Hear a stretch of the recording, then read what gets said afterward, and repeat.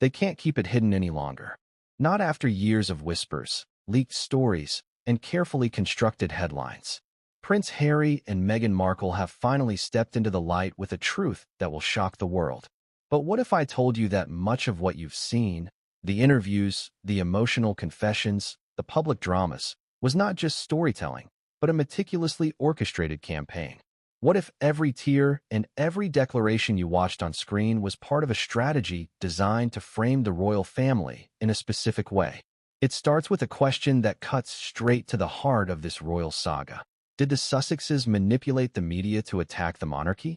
It's a question that has lingered in whispers behind palace walls for years, debated in editorial rooms across London, and dissected endlessly online.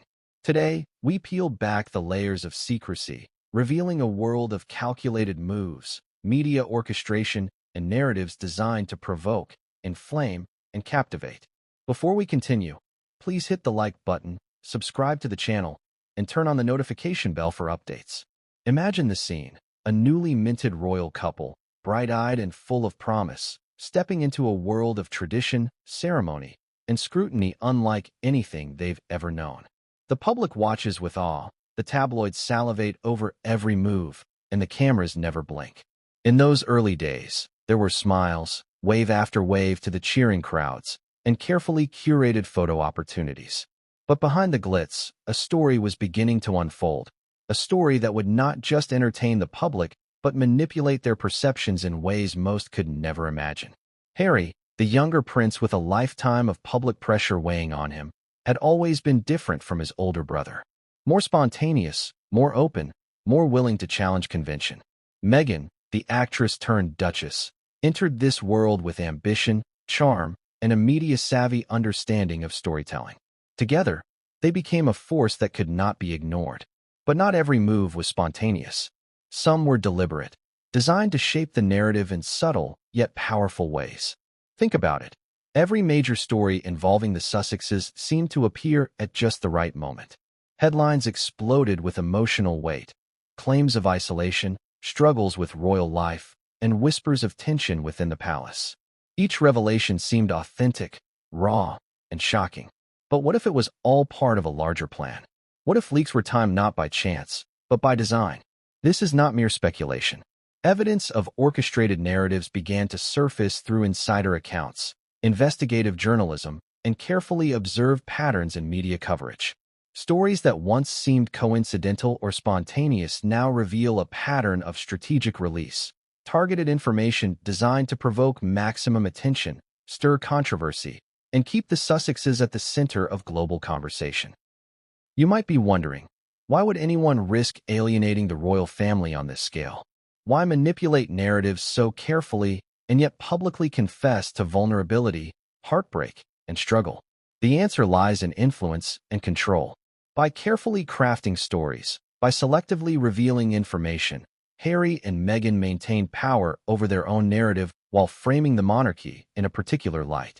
Every quote, every televised interview, every social media post served a dual purpose: to build public sympathy for themselves and to cast shadows on the institution they had left behind. Consider the famous interviews, the ones that captivated millions worldwide. Each moment seemed unguarded, deeply personal, even shocking. But when analyzed closely, a different story emerges. There was timing, framing, and strategic positioning. Questions were raised in advance. Media outlets were prepared to amplify certain points while minimizing others. Even body language, wardrobe choices, and setting were carefully considered to evoke emotional resonance. The effect was undeniable. The world believed they were witnessing raw truth, but in reality, they were watching a narrative carefully engineered for maximum impact. And the stakes were enormous. The monarchy is not just a family. It is an institution steeped in history, responsibility, and public scrutiny. Any crack in its image reverberates around the globe. By controlling how stories were told, by selectively revealing conflicts and frustrations, Harry and Meghan were not merely sharing their experiences. They were shaping perceptions of the entire institution. The ripple effect of these orchestrations is enormous, affecting everything from public opinion to media coverage to the very relationships within the royal household. Yet, for all the drama, one question remains central. What changed? Why now, after years of careful maneuvering, are these admissions coming to light? Why, after countless headlines and stories, is the Sussexes' media strategy finally being revealed? It's a question that sets the stage for everything to come.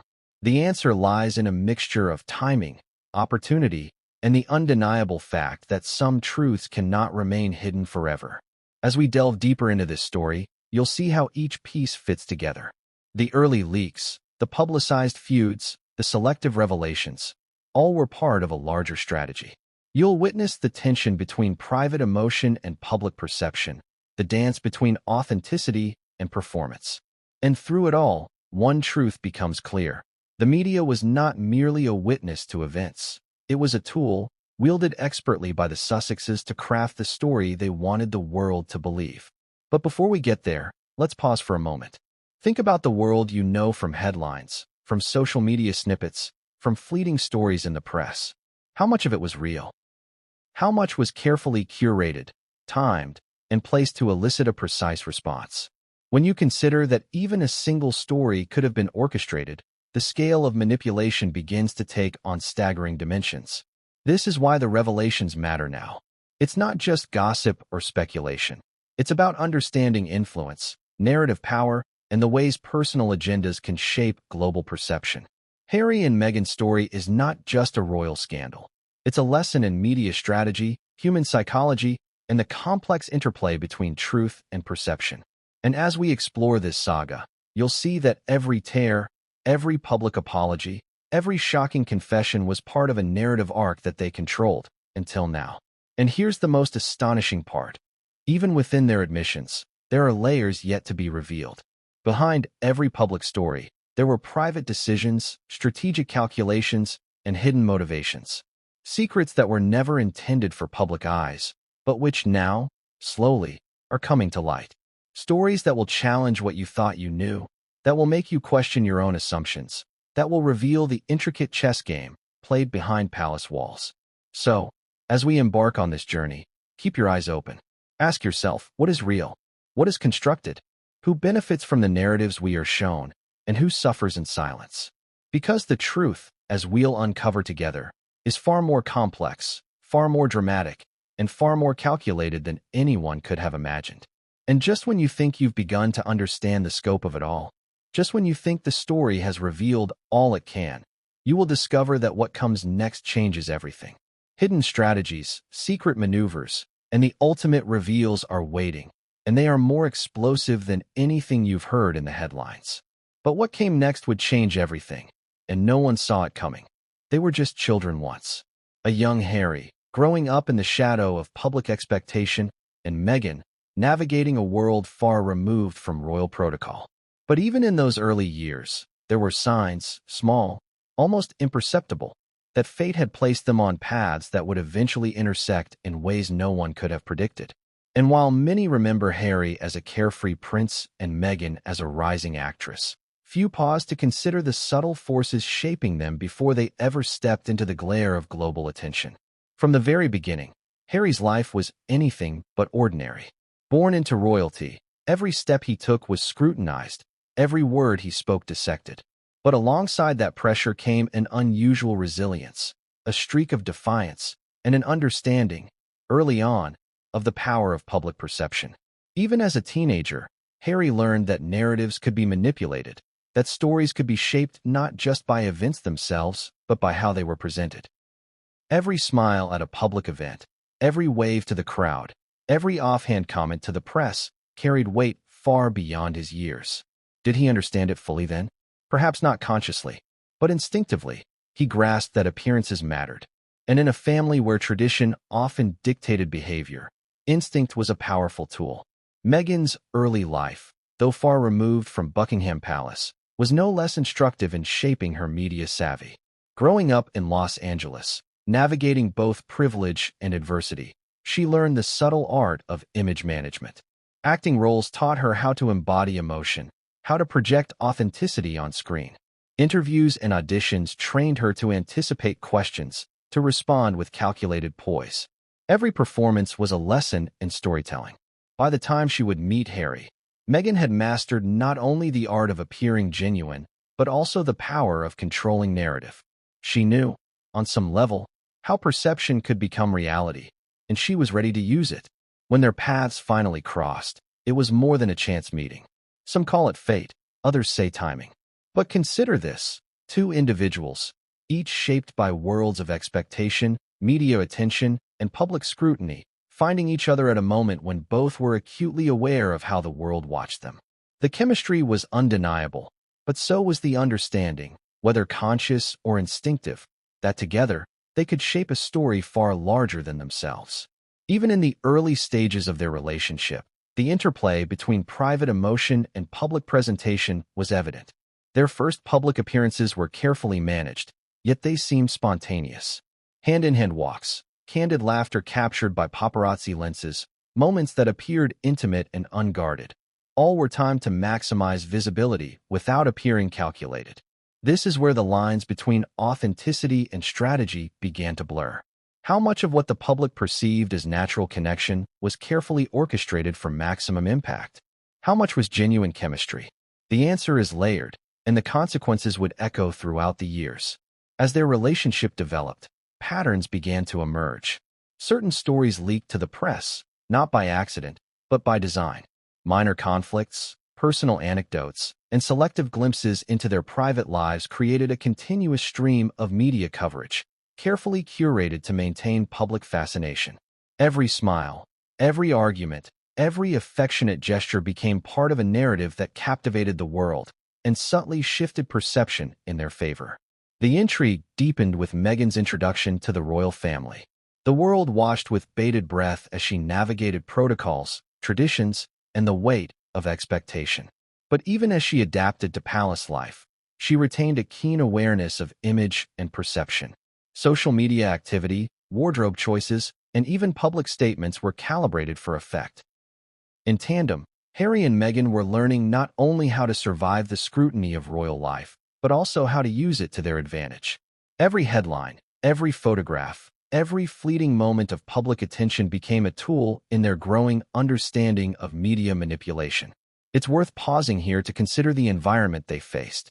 The British monarchy is not simply a family. It is an institution steeped in centuries of tradition, ceremonial responsibility, and public expectation. Any deviation from expected behavior is magnified, scrutinized, and often condemned. Against this backdrop, Harry and Meghan's early understanding of perception and narrative was not merely advantageous. It was essential. The stakes were high, and the consequences of missteps were amplified exponentially. Every interaction, every statement, every public appearance carried significance far beyond personal consequence. Yet, even with this awareness, the couple faced genuine challenges. Cultural differences, family tensions, and the intense glare of media attention created a pressure cooker environment. Navigating these challenges required not only emotional resilience, but also strategic thinking. How do you maintain authenticity while managing public perception? How do you reveal enough to cultivate sympathy without exposing vulnerability that could be weaponized? Harry and Meghan were learning, often through trial and error, how to walk this delicate line. But the question remains: were these early behaviors instinctual, shaped by circumstance, or part of a deliberate strategy? Did they recognize, even unconsciously, the power they held as individuals capable of influencing global narratives? The answer lies somewhere in between. Early indications of media awareness, narrative shaping, and image management suggest a combination of instinct, learned behavior, and growing strategic thinking. They were, in essence, honing their skills long before the world would see the full extent of their influence. By the time they became engaged, the patterns were unmistakable. Strategic leaks, carefully staged appearances, and subtle framing of personal stories demonstrated a sophisticated understanding of media influence. These were not mere coincidences. They were the result of calculated observation, experience, and increasingly deliberate action. The seeds of future narrative manipulation were sown during these formative years, setting the stage for what would become a global media phenomenon. And yet, for all the strategy and calculation, there were moments of genuine emotion. Public displays of affection, candid interviews, and charitable endeavors revealed real personality, real empathy, and real connection. The genius, if it can be called that, lay in the blending of authenticity with strategy, crafting a persona that was relatable, sympathetic, and captivating, while simultaneously shaping perception to suit broader objectives. This duality would become a defining feature of their public life, complicating any simple narrative of victimhood or villainy. So, as we look back at these early years, we see more than just a prince and an actress falling in love. We see two individuals learning to navigate immense pressures, to anticipate public reaction, and to subtly guide perception. Each choice, each public moment, and each private decision contributed to a larger, more complex narrative. And as they moved closer to their future as the most scrutinized couple in the world, the skills they honed in these formative years would become indispensable. But just as the story seems to settle into a pattern of calculated interaction and mutual understanding, a question looms. When does strategy become manipulation? When does careful narrative shaping cross the line into orchestrated attacks on an institution, a family, and a legacy? These questions would not remain theoretical for long, because as their engagement progressed, and as the public's fascination intensified, the strategies they had cultivated quietly began to reveal their more dramatic and potentially destructive consequences. And just when the world believed the couple's story was merely about love, commitment, and adaptation to royal life, the first orchestrated leaks began to surface, stories that would frame the monarchy in ways most never expected. But what came next would change everything, and no one saw it coming. The world watched, spellbound, as Meghan Markle stepped into the royal sphere. The excitement was palpable. The engagement was announced, the public cheered, and the media frenzy reached heights few could have imagined. On the surface, it was a storybook moment, a young American actress marrying a British prince, fairy tale romance, global fascination.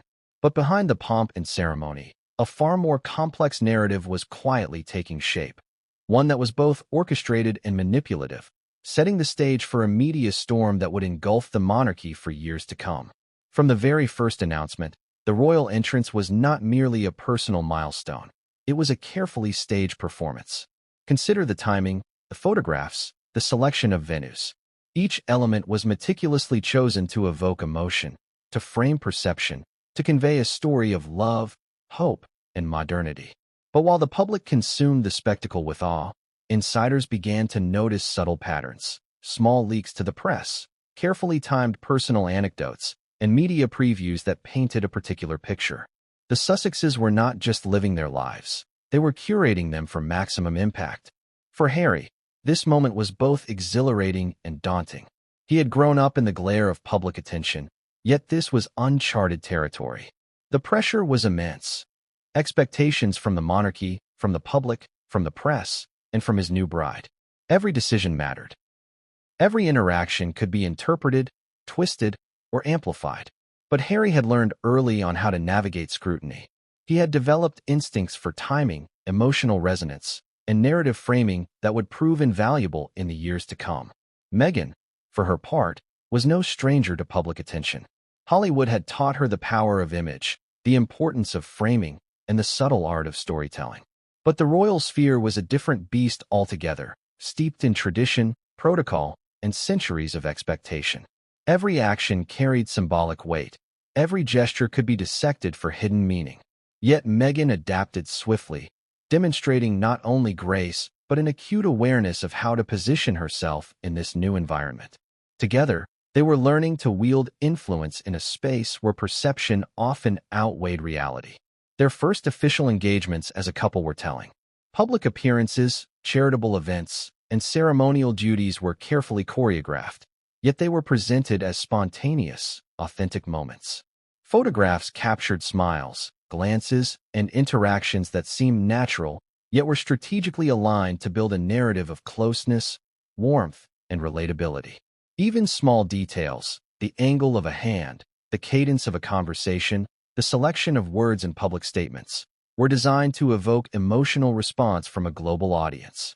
Every carefully curated moment added another layer to the story the Sussexes were crafting. And then there were the media leaks. The world was introduced to the idea that Meghan was isolated, that she faced challenges navigating royal life, that tensions existed behind palace walls. Stories appeared in tabloids, on social media, and through online news outlets. On the surface, these appeared as unplanned disclosures, honest glimpses into personal struggles. But when analyzed, patterns emerged, timing aligned with public events.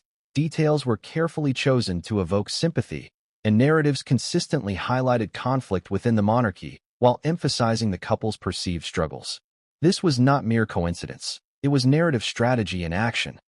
Consider one early story, widely circulated, about Meghan feeling excluded from certain royal traditions. The anecdote painted a vivid picture of a young woman struggling to adapt, evoking empathy from the public. Yet at the same time, it subtly positioned her as misunderstood and the royal family as rigid and unyielding. The effect was immediate. Social media erupted, commentaries debated fairness, and headlines proliferated. What many failed to notice was that this narrative, whether consciously or unconsciously, served a dual purpose. It garnered sympathy for Meghan while framing the monarchy in a negative light, a pattern that would repeat throughout their tenure in the spotlight. The engagement itself was a masterclass in narrative control. Every public statement, every photograph, every official announcement was meticulously timed.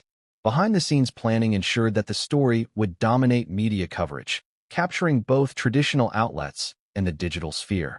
Social media buzzed with excitement, admiration, and curiosity. Yet, beneath the surface, the Sussexes were learning the mechanics of influence, how to release information, how to shape perception, and how to guide the narrative without appearing manipulative. But it wasn't all smooth sailing. The royal establishment, accustomed to tradition and protocol, struggled to keep pace with the Sussexes' modern approach. Conflicts arose, not just personal, but strategic. Decisions about interviews, social media presence, and public engagements sometimes clashed with established norms. The couple's desire to maintain some control over their story created friction, and the palace was forced to navigate these tensions carefully. What the public saw as minor disagreements or bureaucratic challenges were actually early indicators of the battle between tradition and strategy, between perception and reality. Amidst this backdrop, the public continued to consume the story with unrelenting fascination. Every wave to the crowd, every candid smile, every charitable appearance was dissected, celebrated, and amplified. But the Sussexes understood a critical principle: attention is power. By carefully curating moments, by selectively sharing stories, and by mastering the timing of disclosures, they could maintain control over how they were perceived. Every public appearance became an opportunity to reinforce narrative, to guide sentiment, and to subtly influence public opinion. The stakes, of course, were enormous. The monarchy is an institution that represents continuity, tradition, and authority. Any perceived deviation, any hint of discord, has the potential to ripple across the globe.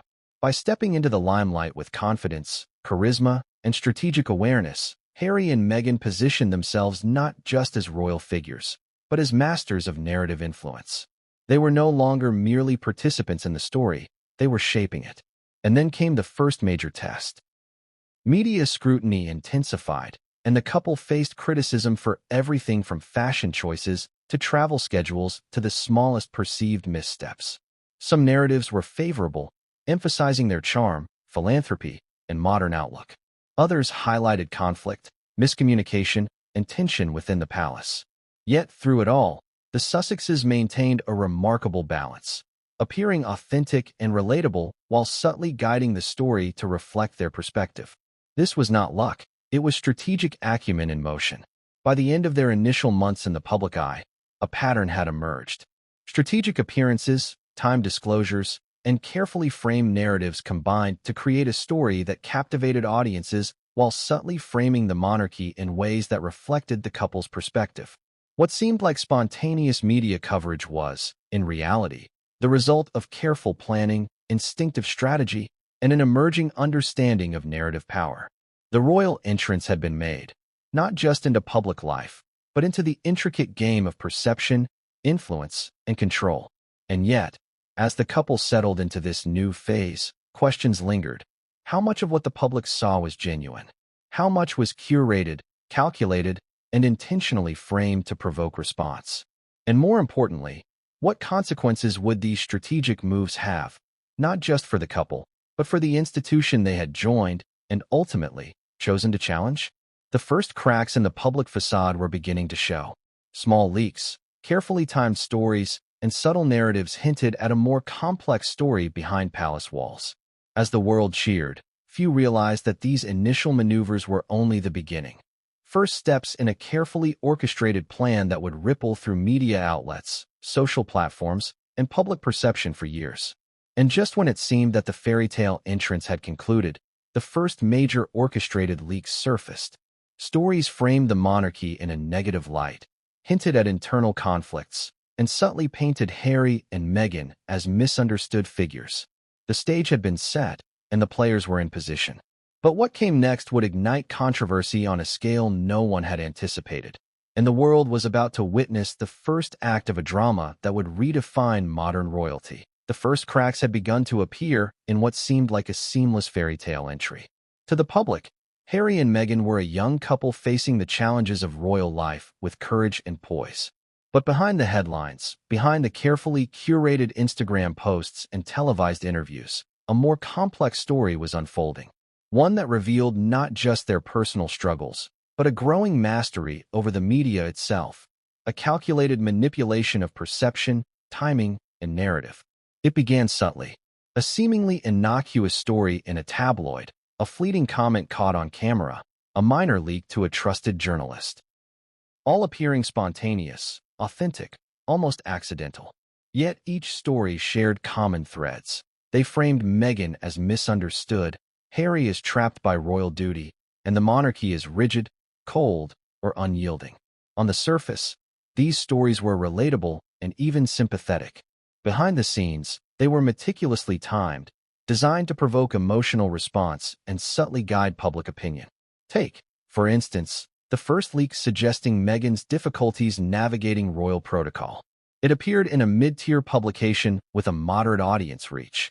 The details seemed personal, even intimate. Comments about feeling isolated, missing her family, struggling to adapt. The timing, however, coincided with a major royal event where Meghan's presence was highly anticipated. This story, though seemingly minor, planted the seeds of a narrative. Meghan as the outsider, the misunderstood figure, striving against the rigidity of the palace. The effect was immediate. Social media buzzed with concern and sympathy, readers debated fairness, and mainstream outlets quickly amplified the story. What the public didn't realize was that this was a strategic move, an early test of media responsiveness and narrative framing. Soon, the leaks became more frequent. Each was carefully calibrated to evoke a specific reaction. A story about Meghan's relationship with palace staff hinted at tension, but framed in a way that elicited empathy for her. Reports of Harry feeling restricted by tradition were shared with journalists who had been subtly briefed to highlight specific angles. Even seemingly negative stories were double-edged. They showcased struggle while reinforcing relatability, making the couple appear vulnerable yet resilient. Every headline, every detail, and every framing choice was part of an intricate pattern, designed not just to inform but to influence perception. The media, often unknowingly, became a tool. Journalists reported on unconfirmed sources, emphasizing personal struggles and internal palace dynamics. Audiences consumed these stories with trust, assuming authenticity. But the leaks were not random. They were a methodical release of information, carefully structured to maintain fascination while subtly guiding sentiment. Each story built upon the previous one, creating layers of narrative that positioned the Sussexes as both sympathetic figures and agents of change, while casting shadows on the traditional monarchy. Consider the psychological impact. By revealing selective struggles, the couple invited public empathy, aligning themselves with broader societal conversations about mental health, individuality, and autonomy. At the same time, by highlighting internal tension, they framed the monarchy as antiquated and resistant to progress. This dual approach created a compelling narrative. Harry and Meghan as modern pioneers, misunderstood yet admirable, standing against centuries of tradition. And it worked. Public engagement soared. Every tweet, comment, and news segment reinforced the story, validating the carefully crafted narrative. But there was more than just timing and empathy at play. The couple understood the importance of perception management, the subtle art of controlling what was visible versus what remained hidden. Leaks were selective, stories were crafted with precision, and public appearances were orchestrated to complement the narrative. Even media missteps, stories that might have reflected negatively on the couple, were repurposed, reframed, or overshadowed by subsequent disclosures. In essence, Harry and Meghan were not just subjects of media coverage. They were active participants, shaping headlines to align with their broader objectives. The first major public example came with reports surrounding Meghan's relationship with certain palace staff and protocols. Details were shared in a manner that painted a picture of isolation and misunderstanding, while carefully omitting context that might soften the narrative. The stories were emotionally charged, emphasizing tension and conflict without resorting to outright scandal. This approach ensured maximum engagement. Readers were captivated, emotionally invested, and primed for the next development. It was a subtle yet powerful demonstration of narrative control, a blueprint that would be repeated in the years to come. The impact on the monarchy was immediate. Royal aides, accustomed to discreet handling of internal matters, found themselves navigating a media landscape they could not fully control. Every internal conversation, decision, or disagreement risked being leaked, analyzed, and reframed for public consumption. The palace faced a dilemma: respond and risk amplifying the narrative, or remain silent and allow the story to unfold unchecked. Either choice had consequences, and the Sussexes understood this delicate balance perfectly. By manipulating headlines, they were not only shaping public perception, they were exerting influence over the institution itself. At the same time, these early leaks served another purpose: testing public reaction. By observing which stories gained traction, elicited sympathy, or provoked outrage, the couple and their advisors could refine strategies for future disclosures. The media became both a mirror and a megaphone, reflecting public sentiment while amplifying messages tailored to their objectives.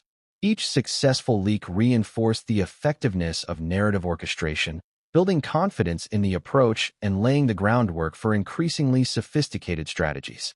The psychological precision was striking. By blending personal vulnerability with subtle critique of the monarchy, the Sussexes created narratives that resonated emotionally without appearing overtly manipulative. Audiences were engaged, captivated, and invested in the story, yet largely unaware that they were being guided, nudged, and shaped by carefully released information. The power of these leaks lay not in their content alone, but in their timing, framing, and cumulative effect, creating a continuous, evolving storyline that positioned the couple favorably while casting institutional shadows. But manipulation alone was not enough. The Sussexes understood the importance of credibility. Stories were often seeded with partial truths, corroborated by selective sources, or framed within plausible scenarios. This lent authenticity to the narratives, making them more believable and compelling. By balancing fact with framing, reality with perception, the couple created a media environment in which their story could thrive, resist challenge, and dominate discourse. It was a lesson in influence, shaping perception without overtly lying, guiding sentiment without obvious manipulation. And the results were undeniable. Public fascination surged. Headlines, social media, and television coverage centered on the couple, amplifying their every move, emotion, and disclosure. The narrative was no longer about mere personal struggles. It had become a global story, shaping opinion, sparking debate, and influencing how millions perceived both the Sussexes and the monarchy. Each leak, each headline, and each subtle narrative tweak reinforced the couple's control over their image, demonstrating a sophisticated understanding of media influence few had anticipated. Yet, as the leaks continued, questions began to emerge. How much of the story was authentic? How much was curated, engineered, or timed for maximum impact? And how far would the Sussexes go to maintain this narrative dominance? The early leaks provided a blueprint, a glimpse into the mechanics of influence, manipulation, and storytelling. They were a warning, a preview of the scale, sophistication, and impact of the strategies that would soon redefine public perception of the royal family. And just as the world became enthralled by these revelations, a pivotal moment loomed on the horizon. a leak so carefully timed, so emotionally charged, that it would ignite public debate, challenge institutional norms, and change the course of the narrative entirely. But what came next would change everything, and no one saw it coming. Who really controlled the story? On the surface, it appeared that the media ran the show. Newspapers printed every leak, social media amplified every comment, and television networks dissected each moment in painstaking detail. But beneath the headlines, a far more complex web was at play. Harry and Meghan were not merely passive participants in this media frenzy. They were active architects, carefully selecting allies, leveraging contacts, and manipulating influencers to shape perception on a global scale. From the outset, the couple understood that traditional media could be both a friend and a foe. Tabloids had the power to elevate them to iconic status, or to tear them down in relentless cycles of criticism. Navigating this landscape required precision. Which journalists could be trusted to present the story favorably? Which outlets would amplify their narrative without demanding full disclosure? These were not casual questions. They were tactical considerations, central to a strategy that would unfold over years. It began subtly, with seemingly friendly journalists who were approached for exclusive tidbits, carefully briefed to highlight specific perspectives. Small details about personal moments, charitable engagements, or private struggles were shared selectively. By framing the information in sympathetic or relatable ways, these journalists became unwitting conduits for the couple's narrative. The effect was exponential. A single story could ripple through tabloids, international media, and social platforms, each iteration amplifying the intended perception. But allies were not limited to journalists alone. Influencers, social commentators, and public figures were quietly enlisted to reinforce key messages. A tweet here, a public comment there, or a subtle endorsement could shift sentiment in crucial markets. These allies, knowingly or unknowingly, acted as extensions of the Sussexes' narrative machinery, validating stories, framing opinions, and lending credibility to selective leaks. In essence, the media ecosystem became a carefully choreographed stage on which the couple's story unfolded. This orchestration was not without emotional impact. Journalists and insiders often found themselves caught between loyalty, professional ethics, and access. Some were enchanted by the charm and charisma of the couple, while others were wary of being used as tools. The Sussexes understood these dynamics intuitively, cultivating relationships with those who could amplify their story while navigating potential pushback. Emotional intelligence, charisma, and a carefully maintained aura of relatability became tools in the arsenal of media influence. The sophistication of this approach is evident when examining specific leaks that aligned seamlessly with broader narratives. Stories highlighting tension with palace staff, misunderstandings about protocol, or emotional vulnerability were shared selectively. Each narrative was engineered to provoke engagement, elicit sympathy, and reinforce the perception of a couple navigating hostile or restrictive environments. Journalists reporting these stories often did so with the belief that they were revealing truth, yet that truth had been subtly guided, framed, and curated by Harry and Meghan. Even public appearances were part of this media choreography. Each event was an opportunity to reinforce narrative, to project emotion, and to engage with allies in ways that supported the overarching story. Photographers captured moments that appeared candid, yet were carefully timed and staged to maximize visual impact. Every smile, every gesture, every interaction with crowds or staff became a microcosm of influence. A visual reinforcement of the narrative being cultivated across headlines and social platforms. But not all alliances were straightforward. Some journalists resisted manipulation, challenging selective leaks or demanding fuller context. In these cases, the couple employed alternative strategies, redirecting attention, leveraging sympathetic voices, or releasing counter-narratives to maintain control. Each interaction, each story, each pushback was assessed, analyzed, and integrated into the broader strategy. The Sussexes were not merely responding to media. They were actively managing it, steering perception, and controlling narrative flow with remarkable precision. Consider the role of public opinion influencers, social media personalities, talk show hosts, and celebrity allies who endorsed or echoed elements of the couple's story. Their voices added legitimacy, reaching audiences beyond traditional media channels.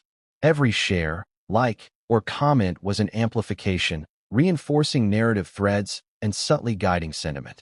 These alliances extended the couple's reach exponentially, transforming individual stories into cultural phenomena. The influence of this network was immense, shaping perception not just in Britain, but internationally, where audiences were less familiar with palace norms and more receptive to curated narratives. Yet, the reliance on allies came with inherent risk. Trust had to be maintained, messages carefully calibrated, and outcomes constantly monitored. A single misstep, a story interpreted differently, an ally questioning narrative intent, or an unplanned leak could derail months of strategy. The Sussexes were acutely aware of these risks, and their approach reflected meticulous planning, careful management, and a deep understanding of the media ecosystem. Emotional stakes were high, and every decision carried both opportunity and peril. Inside the palace, the impact of these media maneuvers was deeply felt. Royal aides, accustomed to controlling information internally, found themselves navigating a rapidly evolving landscape where stories, leaks, and narratives were often dictated externally, or by the very couple they served.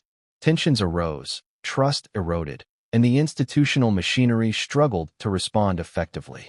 Harry and Meghan's mastery of media influence had shifted power dynamics, challenging traditional hierarchies and forcing the monarchy to adapt to a world in which public perception could be manipulated with unprecedented skill. The strategy extended beyond immediate narratives. By cultivating relationships, planting stories, and guiding perception, the couple set the stage for future disclosures that would dominate global headlines. Each story, each alliance, and each media interaction was part of a long-term plan, building momentum and shaping the environment for more dramatic revelations. The subtle orchestration of allies and pawns was not simply about controlling headlines. It was about constructing an ecosystem in which the Sussexes' narrative could thrive, evolve, and dominate discourse. But even as these alliances strengthened, the question of authenticity loomed. How much of the public persona, the curated appearances, and the strategic storytelling reflected genuine emotion? How much was engineered to achieve specific objectives? The interplay between reality and perception became increasingly complex, raising questions that would echo through the years. Could the public trust what they saw? Were the media, influencers, and allies complicit in a carefully guided illusion? Or had the lines between authenticity and strategy blurred so completely that even the actors themselves struggled to distinguish one from the other? And just as the media network expanded and alliances deepened, a pivotal moment approached. The first major coordinated narrative leak that would shake the monarchy, captivate the world, and reveal the full extent of the Sussexes' media orchestration.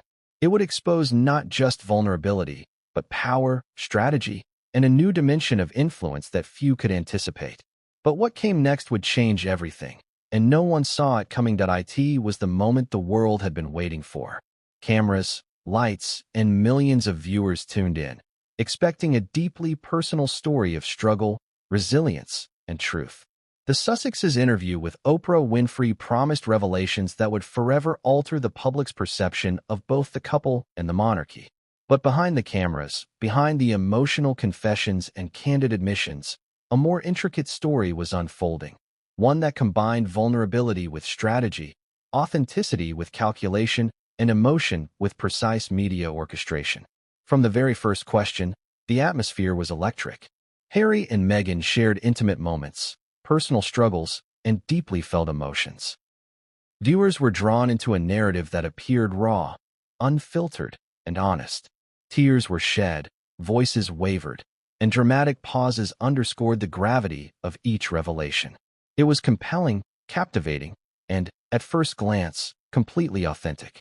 Yet for those paying attention to the patterns established in previous years, there were subtle indicators that even this landmark interview was shaped with deliberate intent. Consider the timing. The interview aired at a moment when public attention was at its peak, months after numerous strategic leaks had laid the groundwork. Audiences were primed, narratives had been seeded, and anticipation had built to a fever pitch. Every element, the network, the host, the promotional strategy, was carefully chosen to maximize reach and emotional impact. The Sussexes understood that this was not just a conversation. It was an event, a global narrative pivot that could redefine perception and amplify their story to a level previously unattainable. Within the interview, certain confessions seemed spontaneous, yet were strategically impactful. Meghan spoke of isolation, of feeling unsupported, and of the intense scrutiny that accompanied royal life. Harry detailed his struggles, his attempts to balance duty with personal integrity, and his concerns about systemic pressures within the monarchy. Each disclosure served multiple purposes, humanizing the couple, eliciting empathy, and framing the monarchy in a way that highlighted perceived rigidity, indifference, or lack of understanding. The effect was immediate. Social media erupted, mainstream outlets ran analyses, and international discussions swirled, all reinforcing the narrative carefully constructed over months and years. But beneath the emotional surface, patterns of calculation were evident. Key phrases, pauses, and emphases aligned with pre-established narratives. Stories introduced in the interview had often been seeded in smaller leaks beforehand, familiarizing audiences with themes that now seemed revealed for the first time. By framing revelations as confessions, the Sussexes amplified their authenticity while maintaining control over the narrative arc. Even critics who questioned the timing or content could not deny the emotional resonance, a testament to the dual strategy of vulnerability and media savvy. The interview also strategically leveraged contrast. By juxtaposing personal struggles with institutional shortcomings, the couple highlighted disparities in empathy, understanding, and freedom of choice. Audiences were invited to sympathize with the human experience while subtly interpreting systemic critique. This dual approach reinforced the emerging narrative of the couple as both victims and agents of change, capturing public imagination and encouraging widespread engagement. Every word was crafted to resonate emotionally, influence perception, and maintain control over interpretation. Equally significant was the use of selective revelation. The interview did not disclose everything, but instead offered partial truths, carefully curated anecdotes, and moments of suspense. By withholding certain details, the Sussexes created curiosity gaps that ensured ongoing discussion, speculation, and analysis. Audiences were left wanting more, engaging with each new story and leak with heightened attention, effectively participating in a cycle of narrative amplification that extended far beyond the televised event. The power of media amplification cannot be overstated. News outlets dissected every word, talk shows debated every emotion, and social media platforms magnified both support and criticism. Every response reinforced the narrative, Harry and Meghan as modern, relatable figures navigating the weight of tradition and expectation. The interview demonstrated a masterful understanding of how to control not just what was said, but how it was received, interpreted, and disseminated. Yet questions lingered. How much of the interview was genuine confession, and how much was strategic performance? Did the couple consciously plan every revelation, or were instinct and prior experience guiding decisions in real time? The line between authenticity and calculation blurred, creating a narrative that was compelling precisely because it appeared both unfiltered and meticulously crafted. The interview was not merely an event. It was a culmination of years of narrative preparation, media manipulation, and audience conditioning. Behind the scenes, the consequences were immediate and far-reaching. Palace aides scrambled to respond, media analysts dissected every implication, and international audiences debated loyalty, fairness, and perception. The interview reshaped conversations about the monarchy, public trust, and the role of media in shaping narrative. But it also revealed the Sussexes' deep understanding of influence, the ability to control the flow of information, manipulate timing, and craft perception at a global scale. This was not simply storytelling. It was strategic narrative engineering. Emotional impact was heightened by visual and auditory cues. Close-ups, soft lighting, and intimate framing enhanced the perception of vulnerability. Meghan's tone, Harry's gestures, and subtle pauses reinforced messages designed to resonate deeply with viewers. Even seemingly minor details, such as wardrobe choices and setting, were strategically aligned to evoke empathy and convey sincerity. Every visual and auditory element complemented the narrative, ensuring maximum emotional engagement and reinforcing pre-established story arcs. The interview also served as a calibration tool. By observing global reactions, the Sussexes and their advisors could assess which narratives resonated most strongly, which details generated sympathy, and which elements provoked debate. This feedback loop allowed for refinement of subsequent media strategies, reinforcing a cycle of influence, perception management, and narrative control. The Oprah moment was not a singular event. It was a tactical pivot in an ongoing campaign to shape both personal and institutional narratives. Critics argued that the interview crossed lines between personal confession and public manipulation. Supporters praised authenticity and courage. Yet, from a strategic perspective, the interview exemplified the intersection of emotion, influence, and calculation. It demonstrated how vulnerability could be leveraged to achieve multiple objectives, eliciting empathy, framing criticism, and maintaining control over narrative flow. The sophistication of this approach underscored a broader pattern. The Sussexes were not simply living their story, they were actively shaping it. And just as audiences around the world absorbed the interview, debated its meaning, and speculated on implications, a critical realization emerged. The Oprah moment was only the beginning.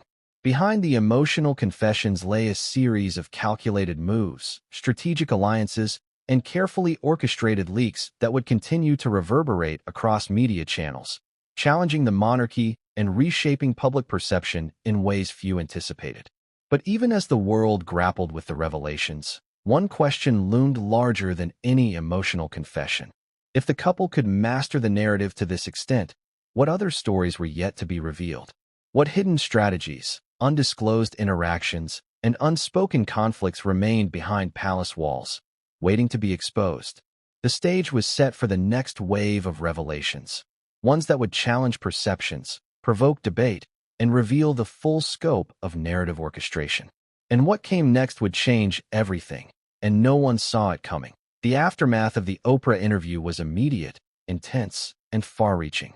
The world had tuned in expecting insight, emotion, and perhaps a glimpse behind the royal curtain, but what they got was a seismic shift in public perception. Suddenly, the monarchy was no longer just an institution of tradition and ceremony. It became a battleground for narrative, a stage upon which personal grievances, emotional revelations, and strategic leaks played out in real time.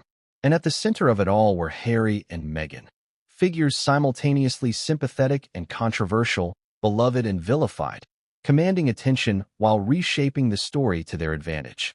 Within the palace, reactions ranged from shock to frustration, and, in some quarters, a sense of betrayal.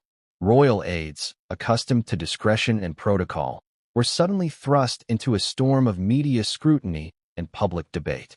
Emails, memos, and internal communications, once considered private, were dissected by journalists and analysts eager to identify patterns of tension, miscommunication, or conflict.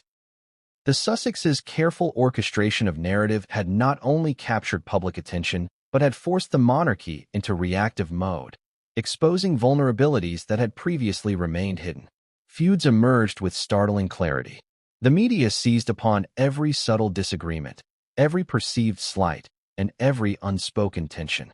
Stories proliferated, framing family members in roles of rigidity, coldness, or lack of empathy. Even those closest to the couple were drawn into the narrative, consciously or not, as allies, critics, or pawns.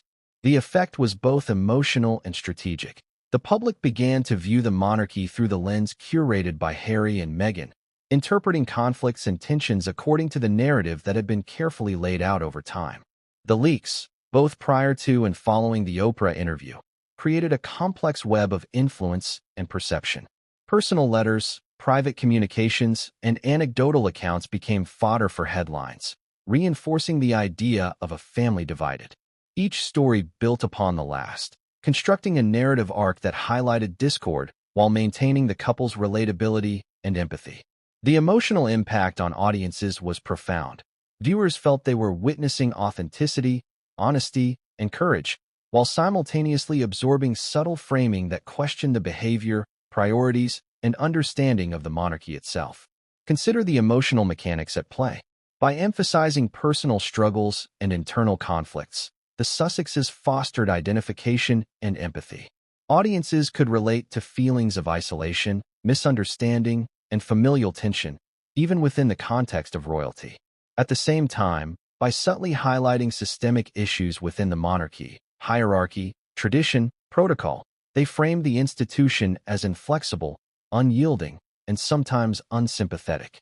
This duality created a compelling narrative, the couple as courageous and relatable protagonists, the monarchy as the institution in need of scrutiny and reform. Public discussion intensified as journalists, analysts, and social media commentators dissected every interaction, every gesture, and every leaked story. Harry and Meghan's narrative dominance became apparent as conversations were guided, often unconsciously, by the themes they had introduced. Even criticisms or challenges to their story inadvertently reinforced key narrative points, creating a feedback loop in which the couple maintained influence over public perception despite appearing to be reactive subjects. Inside the family, tensions were equally palpable. Private meetings, briefings, and informal conversations were colored by awareness of the public narrative. Misunderstandings, disagreements, and frustrations were magnified, often spilling into the public eye through leaks or media speculation. Emotional stakes were high, as relationships navigated a delicate balance between loyalty, duty, and personal perspective. The Sussexes' strategic control of narrative meant that internal family dynamics were constantly subject to external amplification, creating an environment in which conflict and emotion were inseparable from public perception. The fallout extended beyond immediate relationships. Polls, surveys, and public opinion shifted as the media narratives influenced perceptions of both the couple and the monarchy. Harry and Meghan's relatability, charisma, and transparency garnered admiration, while criticisms of institutional rigidity fueled broader discussions about tradition, relevance, and accountability. The couple had successfully inserted themselves into cultural discourse, shaping not only perceptions of their personal story, but also influencing debates about the monarchy itself. Yet the strategy was not without risk. Critics questioned motives, accused the couple of manipulation, and scrutinized inconsistencies. Every statement, every public appearance, and every disclosure was analyzed for authenticity. For the Sussexes, maintaining credibility while advancing narrative objectives required careful calibration, balancing transparency with strategic discretion, vulnerability with control, and emotion with intentional framing. The challenge was continuous. A single misstep could unravel months of narrative work, alter public perception, and invite backlash. Even as feuds escalated and public opinion shifted, the Sussexes maintained a remarkable control over narrative trajectory. By leveraging both traditional media and social platforms, they continued to guide perception subtly. Every interview, every social media post, and every public appearance was an opportunity to reinforce key themes, highlight empathy, and shape interpretation. Allies, journalists, influencers, and public figures played crucial roles in amplifying messages, validating narratives, and reinforcing emotional resonance with audiences worldwide. Emotionally, the toll was significant. Family relationships strained, private interactions became fraught with tension, and the personal cost of public scrutiny weighed heavily. Yet from a narrative perspective, the strategy was effective. Conflict, when framed strategically, heightened engagement, reinforced empathy, and maintained public fascination. Harry and Meghan had transformed personal and familial challenges into a media mechanism, blending vulnerability with influence, emotion with strategy, and disclosure with narrative control. The culmination of these tensions was visible in subsequent coverage.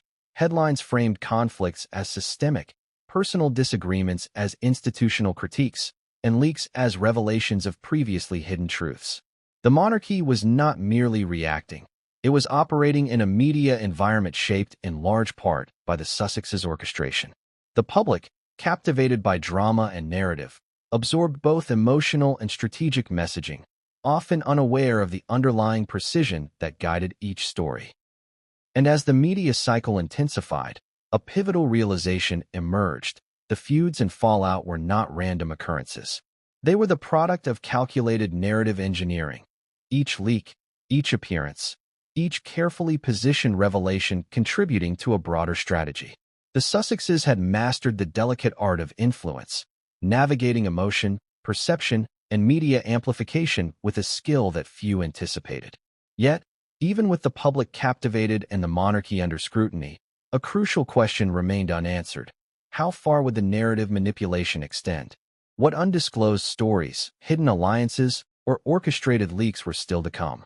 And what would be the ultimate impact on public perception, family dynamics, and the institution itself?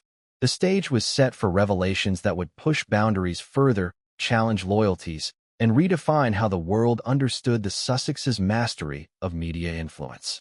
But what came next would change everything, and no one saw it coming. Sympathy is powerful.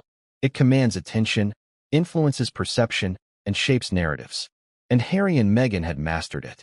Not by accident, not by happenstance, but by carefully orchestrating every public action, every appearance, every subtle hint of emotion to elicit empathy from millions around the globe. It was no longer simply about their personal story. It was about controlling the lens through which the world viewed them, and, by extension, the monarchy they had left behind. From the very beginning, the couple understood that human emotion could be harnessed strategically. Tears in interviews, candid smiles during public engagements, moments of vulnerability, all carefully timed to resonate with audiences. The effect was undeniable. Viewers around the world felt connected, engaged, and emotionally invested. But what many failed to recognize was that these displays of emotion were not purely spontaneous. They were integrated into a broader framework of narrative influence, designed to shape perception with precision.